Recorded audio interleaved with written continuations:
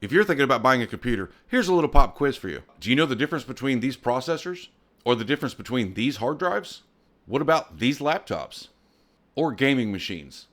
It is that time of year once again where you're going to be inundated with Black Friday ads promising to save you money. I'm going to cover all the basics that you as a novice computer user need to know. So grab a pen and pad and let's get into it. So for most things, for example, a car, most people know the difference between this one and this one. But when it comes to computers, if you aren't computer savvy, you may get taken in by a Black Friday ad that promises to give you a great deal, but it really isn't. In today's video, I'm just going to simply break it down for you for novice users, the very basic stuff that you need to know to not overspend when it comes to buying a computer, whether it's for your spouse or for your college student or for your kid. Now, when people come to me all the time about which computer do I buy, the very first question I ask before anything else is, what are you going to use it for? And that's really what you need to keep in mind. And I'll give you an example. A buddy of mine just recently asked me to help him buy a computer for his wife because he didn't know anything about computers and he knew I did. So the first thing I said is, well, what is she going to use it for? And he said, well, she basically is just going to use it for some college work. She's basically going to be sitting at a desk all day, typing up papers and maybe some email and maybe some social media.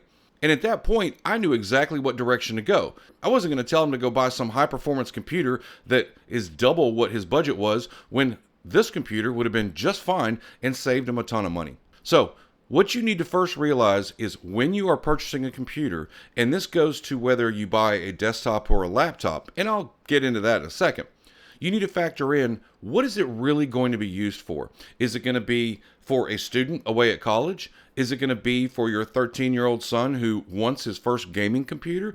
Is it going to be for someone who sits at a desk and works on their novel? These are three completely different types of computers, and the price ranges between them can be quite substantial. So the first thing I want to cover is laptop versus desktop, and that's a very common question that I get all the time. There are some pros and some cons to each.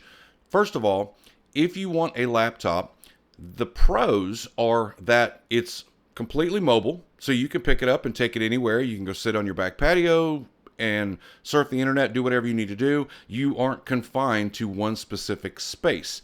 That's the upside. The downsides is that generally the screen is going to be a little bit smaller than you might have with a desktop PC. Additionally, the keyboards on laptops aren't as user-friendly as a full-size keyboard like you would get with a desktop. So if you have small fingers, it may not be that big of a deal, but that's the downside. You also have to factor in repair costs, and because everything is integrated into one small unit, that is generally going to increase the cost to repair them. And additionally, this is probably the thing that I stress the most, is the upgrade options on a laptop aren't near as much as they are on a desktop PC. Really, the only thing that an average user might be able to upgrade by themselves on a laptop is either the storage drive or the memory. That's really it. There's one main board inside this computer, and it usually has a hardwired processor, which means you can't upgrade it. It's going to have an audio chip so you can have sound, but that's usually going to be embedded in the motherboard. You're going to have a video chip, which is also embedded, and that's what allows you to see what's on the screen. Those are hardwired. You're not going to be able to upgrade those. I'm not saying don't buy a laptop. I'm saying keep in mind what your needs are if and when you decide to buy that laptop, understanding that only certain parts of it can be upgraded down the road. The last thing you want is a laptop that 6 months, 12 months down the road, it's suddenly too slow and you don't have any upgrade options except to go buy a newer, faster laptop. And also considering that a lot of people get what's called a gaming laptop because they like to play video games. Same rule applies. If they aren't that upgradable, it's not going to be very long before that cool game that works fine when you first get that laptop suddenly is running way too slow and now you need another one. That's a very important thing to keep in mind when it comes to buying a laptop. Now, who's a laptop really good for? As I said before, somebody who's going to basically do minimal amount of work, maybe use it for social media, maybe just to sit and answer emails all day, maybe even run a small business. All of these things can be done with a laptop as long as you have enough performance on the front end to justify keeping that laptop for a few years. And I'll get into the different performance features. What I want you to do right now is just understand desktop versus laptop And by laptop, I'm also including an all-in-one computer. Those do have bigger screens, but like a laptop, the repair costs on these are much more expensive. But that may be a solution for you, so we'll keep that in mind. But when I say laptop, just understand, unless I specifically mention an all-in-one, those generally are going to be kind of in the same category. A desktop is fully upgradable, and to me, it's a completely different animal than the other two. I'm trying to make this very simple for the average novice user who maybe doesn't know any different. Now, desktop PCs do have several advantages in my opinion. First of all, they are fully upgradable. They are super easy to work on. They're super easy to get inside and do whatever you need to do. There's usually just one easy panel that has a couple thumb screws. You take it off and you're inside the computer. If you have a power problem, it takes nothing to swap out a power supply. It's 4 screws. Easy. Anybody can do that. If you want to add memory, again, take the panel off, pop a couple memory sticks in, turn it back on, you're good to go. Couple minutes. Even adding or upgrading a hard drive is simple because usually with a desktop PC, you're going to have multiple cables and multiple power connections that you can add or upgrade a hard drive. And since we're on the subject of hard drives, this is something that you are probably going to see when you look at those Black Friday ads, and it's going to be computer terminology that you don't exactly understand. First and foremost, what's known as a hard drive just means a place where you can physically store data, whether it's pictures, documents, your Windows operating system, anything that you would physically save to your computer is going to be on some type of hard disk. Now, hard drives have evolved over the years, and I'm going to go over some of the ones that you are likely to see on those Black Friday ads and kind of explain the difference to you so it makes more sense when you read the fine print. The first type of drive you might see is one of the old standards, and it's just basically a mechanical drive.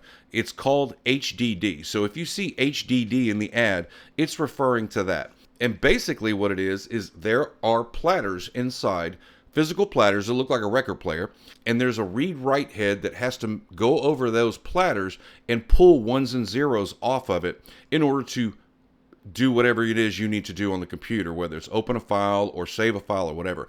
These are really the lowest performing of what you will see on the market today. You're not going to generally see anything slower than a mechanical HDD, but the HDD part is the part I want you to focus on. Think of that as the baseline. That is the slowest of the technology, but it's still 100% functional, and people use them every day. I have about 6 of them inside my computer. It's basically meant for storage. It's not meant for speed, but it is reliable, and the difference between this and the next one up can save you a few dollars if you know what you're looking for. Now, the next type of storage, basically the middle of the road storage, which costs a little bit more, and I'll explain why in a second. This is called an SSD, solid state drive or solid state device. All you need to know is the letters SSD. The difference between the HDD and the SSD is that this one, as I said before, has moving parts. This one has no moving parts. Everything is written to flash memory inside this thing.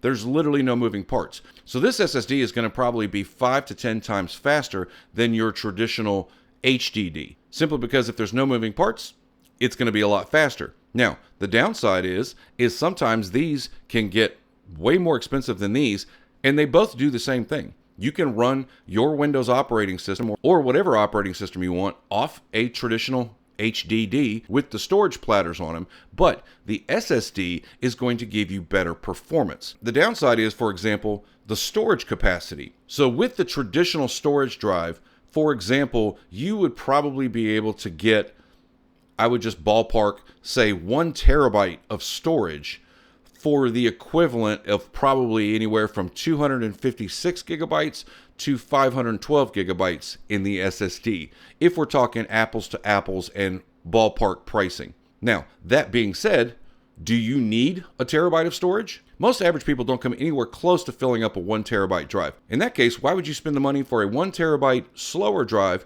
when you could get away with, say, a 512 gig SSD, which is 5 times faster for roughly the same price?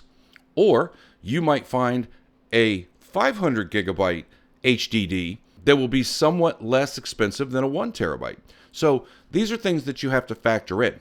Now, If you wanted to go with a lot of storage and a lot of speed, you can do that with an SSD drive, but the problem is the price is going to go way up. Now, what I would tell people who are looking to buy a desktop computer and they want performance, but they also want a lot of file storage, what I would do is tell them to get a small SSD, meaning say 256 gigabytes or 512 gigabytes for the primary operating system, because that's where you're going to see your speed.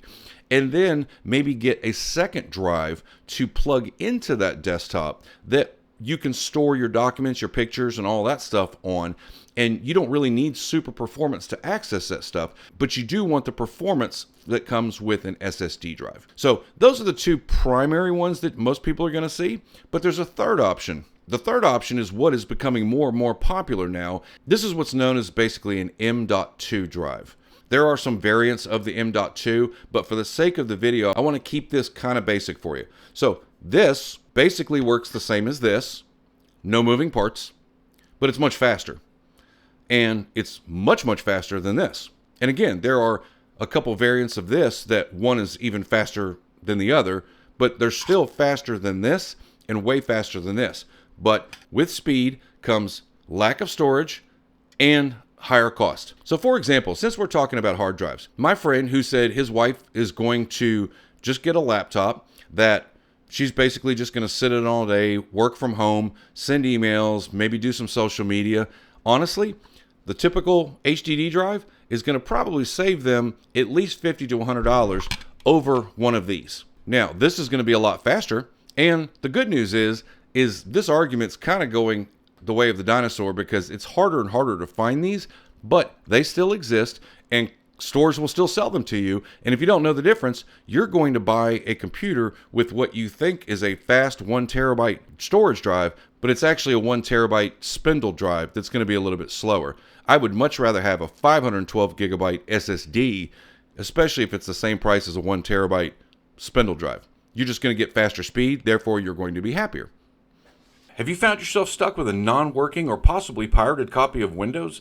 Well, thanks to today's sponsor, KeysFan, you can be up and running again and 100% legal in about 10 minutes for less than $10. An unactivated copy of Windows prevents you from personalizing your computer. And if you want to upgrade your Windows 10 to Windows 11, you're going to need an authentic product key to do that. So take advantage of KeysFan's Black Friday sale going on right now. You can use code AYCG62 to save 62% off of multiple Office products, and use code AYCG52 to save 52% off of Windows. Simply search for the version of Windows or Office that you're looking for, add it to your cart, make sure you apply your coupon code, and within 10 minutes you'll have an email sent to you with a new product code. Go to Windows Activation Settings, type or paste your product key, click Next, then Activate, and you're done. And again, there's so many different possibilities depending on what you need.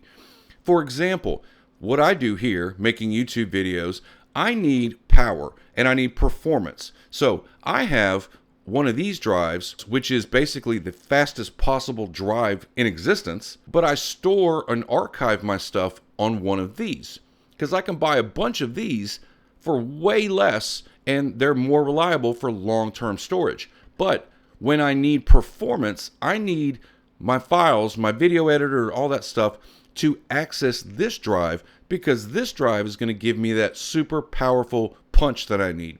And the same thing applies with gamers. If you're a gamer and you're using one of these for your primary drive, you're not going to be very happy after a while, because this magnetic storage, this spindle drive, it takes a while to do the normal things that either of these drives can do in a split second. If I was recommending a PC to a gamer, I would probably recommend them going with a machine that has an M.2 slot for ultimate speed. And again, either use a spindle drive for storage or one of these SSD drives, which is a little bit slower, but it's still not near as slow as the traditional hard drive. However, if you're buying a computer, whether it's a laptop or desktop, and you aren't concerned about super performance, say it's a computer for your grandma, and she's just going to sit and get on Facebook all day, and she doesn't need speed or power or performance. As far as storage, I would absolutely get a machine that had a traditional spindled hard drive and save that money.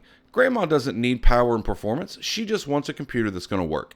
And there's where you can save some money. Okay, so since we're talking about power and performance and comparing apples to apples, we also need to talk about memory. And most of the time, you're going to see memory expressed in gigabytes. And that's going to be a GB next to a number. So for example, when I was looking around earlier, you can't find a computer now that has less than 4 gigabytes of memory. That is really probably the baseline standard for most machines now, whether it's desktop or laptop. And I've seen machines that have up to 128 gigabytes of memory. Now, that higher end is where machines like what I need come into play, because I need that memory. Now, basically the way memory works is when you tell your computer to do something, it's written to memory and then it gets executed through your storage devices. So for example, if I wanted to open a program, I'm going to double click on that shortcut and that's going to send that instruction to memory.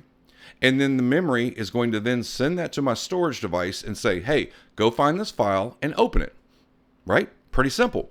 So the faster the memory is, or the more you have of that memory, the faster those basic instructions are going to be executed. So in my buddy's example, since he said his wife pretty much just sits in front of the computer and doesn't really do anything super advanced, I said you could probably be just fine with a 8 gigabytes of RAM in a machine with a 512 HDD drive. And ironically, he texted me the other day, said she loves it. Part of the reason is because the last computer she bought was 10 years old.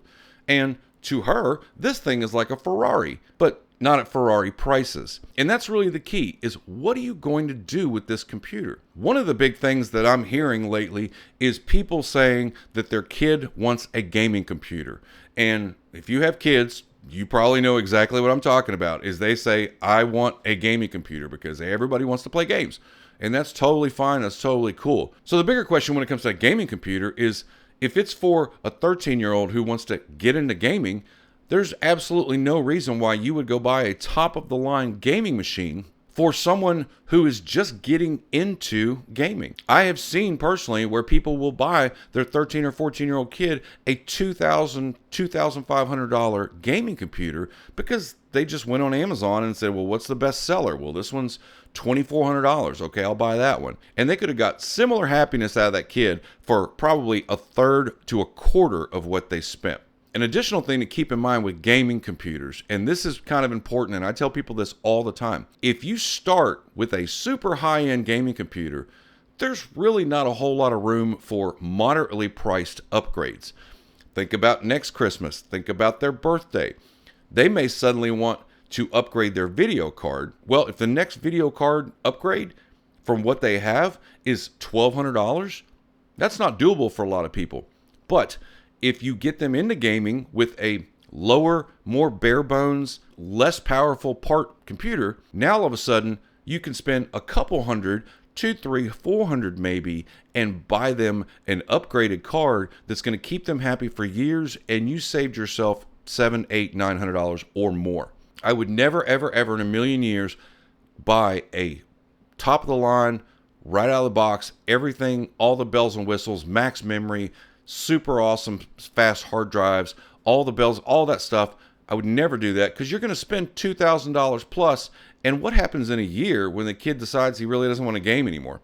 Now you've got a $2,000 paperweight. I would start small and let them work themselves up to upgrades, even if it means them doing extra work around the house to earn some extra parts. Maybe they want more memory in their computer. Well, now you have an incentive as a parent to say, we'll go do this and we'll put X number of dollars towards your more memory fund. Or maybe they want to upgrade their SSD drive to an NVMe drive. Again, the difference between these two is a lot less than a $2,500 gaming computer that really doesn't have any affordable upgrades. Now, one thing I see when people are shopping for computers, and I never quite understand why they do this.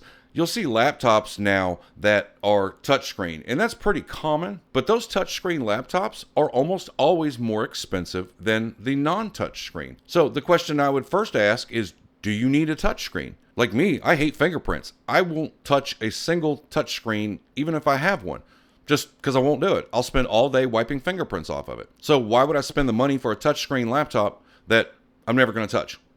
That's just stupid money. Not to mention, the touchscreens are more expensive to replace, So you're going to pay more for that part if you get to that point where you have to replace that touchscreen. Now, some situations that may be practical, but you have to really decide what is best for you. So I did touch on all-in-one computers earlier, and there are some situations where all-in-ones actually make more sense. So most all-in-one computers are going to be touchscreen. That's pretty much the standard nowadays. You really can't get away from it. You might be able to find one that's not touchscreen, but that's just pretty much standard. The cool part about all-in-ones is that your monitor size is generally going to be pretty good size. So whether you use the touchscreen or not, you're going to have a large monitor like you would perhaps if you bought a desktop. And generally all-in-ones are going to be a lot smaller, meaning the amount of real estate they take up on a desk is smaller. Usually they're about this wide. So they fit nicely on a side desk or whatever, or even somewhere in your kitchen. Now the downside to all-in-ones, which I've seen in the past, not so much anymore, but you need to be aware of it. I have seen issues, especially with some older HP models, that they can tend to overheat, especially if you put them in a cramped area, because they have very thin vents on the top, and if they're not getting good airflow, they can tend to overheat. That can cause some issues. Those have mostly been dealt with nowadays, but it is still a concern. The other concern, and again, this is what I tell people when they get an all-in-one, is just like a laptop, if you need to have this repaired, your parts costs are going to be way more expensive than you would in a desktop. Now, does that mean you should absolutely buy a desktop? No. Buy what you want. Just buy what makes sense for your situation. You don't want to buy a spindled hard drive with 4 gigabytes of RAM laptop for your kid who wants to get into gaming. And you're not going to go buy a $700 or $800 or $900 gaming computer for somebody who's going to sit in a college dorm and just work on term papers. Be practical and think about what the needs are for the person you're buying it for. What I will tell you is that when it comes to laptops, especially if you are the type of person who maybe doesn't even want to go anywhere near a computer and talk about upgrading, and I don't want to touch it, I'm scared of it, whatever. In that case, maybe spend a little bit more on the front end. For example, instead of a 512 gigabyte SSD drive, maybe go ahead and spend $20, $30 more and upgrade it to a 1 terabyte. That will almost guarantee you that you'll never need to upgrade storage. If you have a choice between 8 gigabytes of RAM and say 16 gigabytes of RAM for maybe another 20, 30 bucks, that's going to be even better performance because, again, generally more memory means faster performance. Now, there's different types of memory, and I don't want to get into that because that's very technical. But the big thing is I want you to focus on is, first, consider your need. Second, understand the main parts in the computer that are the upgradable options. And that's going to be generally your storage and your memory. Now, with a desktop, if you decide that that cool 24-inch monitor is just too small, you can go plug in a 27-inch monitor, and just like that, it works. Can't do that with a laptop, and you can't do that with an all-in-one. So whether you go with a desktop, a laptop, or an all-in-one, you need to be practical about what you're buying and who it's for. Now, one of the things that I do for my customers, and I do this all the time, and I do not charge them for that, is they say, I need a computer, I don't know what I need. So again, the first thing I say, what are you going to use it for? That's my first question, because before anything else, I'm going to recommend a laptop or a desktop or an all-in-one. And then I'm going to say, do you have a ton of files? Do you have a ton of stuff that you need to store on this hard drive? In that case, I tell myself, I need to recommend a little bit larger hard drive because they have a ton of stuff. And then I say, well, are you concerned with performance or reliability? And if they say, I don't need performance, I would really prefer reliability. Okay, well, then I might push them down to a traditional HDD because they tend to be more reliable and they're not as fast and they're a little less expensive. Now, you can get into processors and all that, and there's a billion different places that you can go look and compare one processor versus the other. And yes, there are big differences between, say, a Core i3 and a Core i9.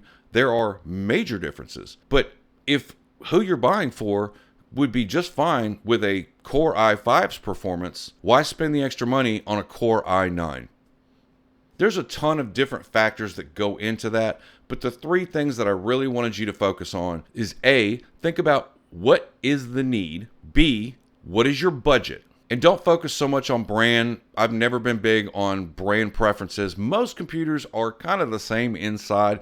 Multiple brands and multiple models might use the same Intel motherboard, and this memory is pretty common to these 3 or 6 or 20 different models. As an example, the hard drive, in this case the HDD, inside this computer, and there's really only about probably 5 to 7 big names. And those 5 to 7 big name hard drive manufacturers, you're going to find those in pretty much any computer you buy, whether it's a laptop or a desktop. Now, with SSDs, it does get a little different because there's a lot of companies out there that are what I call brand no name out of China, and sometimes they're fine. The long and short of it is, don't worry so much about the brand, the labeling that's on the outside of the computer. If you want a Dell, go get a Dell, but don't buy a Dell when an HP, which has similar components, is less expensive. That doesn't necessarily mean it's not as good. Now, here's what I'm going to offer to you. You may not have any idea, even after watching this video, exactly what to do, where to start, whatever. I'm going to put my email on the screen. If you would like me to give you a personal recommendation, send me an email and put computer recommendation in the subject line. And in that email, just say, hey, I saw your video on YouTube. I really need your help. Here's what I'm wanting to do. I'm wanting to buy a computer for my wife, or my 13-year-old kid wants to get into gaming, or I want to upgrade my computer, or my grandma needs a computer. Hers is 20 years old. Whatever it is, put that in the email, and I will personally respond to you and give you a recommended list of machines that I think would fit the bill. And that'll include the parts that I listed, including the storage types and size. It will include the memory recommendation. It will include the Windows version. It will include the price. And I will also tell you, based on what I'm hearing, here's the order of computers that I would buy. It's not always going to necessarily be cheapest and most expensive. Sometimes the one I recommend is the cheapest, and sometimes the one I recommend is kind of more towards the middle because I'm thinking upgrade down the road. As a quick example, your kid is in college. She's in her last year of college. You want to buy her a laptop that's going to get her through this last year, but also be good for 3 or 4 more years. So in that regard, I would normally scale down the performance for just that one remaining year of college. But once she's out of college, now she's going to be doing resumes. She's going to probably be more active on social media. She's definitely not going to be using the computer for schoolwork. So you have to assume that there are going to be other things she might want to do. Maybe she wants to get into graphic design or something like that. So I try to keep those upgrade options in mind. Long story short, again, email me, put computer recommendation in the subject line. Just give me a small brief of what you want. I'll send you a personalized list, and that will at least give you a great starting point to figure out what might be a good choice for you this Black Friday. And if you've already got something in mind and I saved you some money, let me know in the comments how much money I saved you based on what I told you today. I hope this was helpful for you. Feel free to leave me a comment if you have any questions. And if I don't talk to you before then, I hope you have the best holiday season ever.